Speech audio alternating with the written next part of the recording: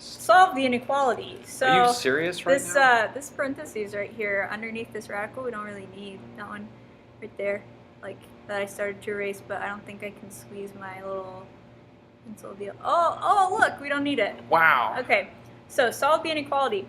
This is still technically like kind of factored into x minus 3 and then the square root of x plus 1.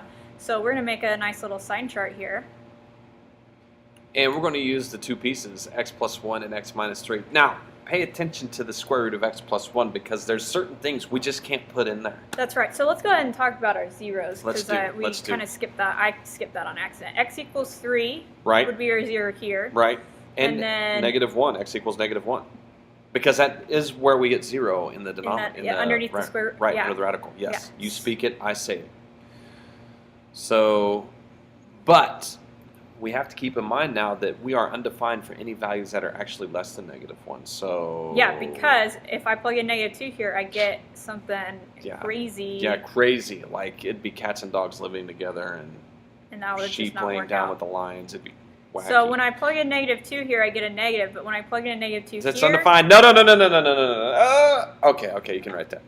Sorry. Undefined. I thought you were going to put like a negative times undefined is undefined. Undefined anywhere is undefined. Yeah. So 0, if I plug in, it's like the nothing from the never-ending story. There's nothing. Right. 0, I plug in and get negative. 0, I plug in and I get positive. And negative times positive, negative. Yep. 4, I plug in and both of them are positive. Right. And again, we don't.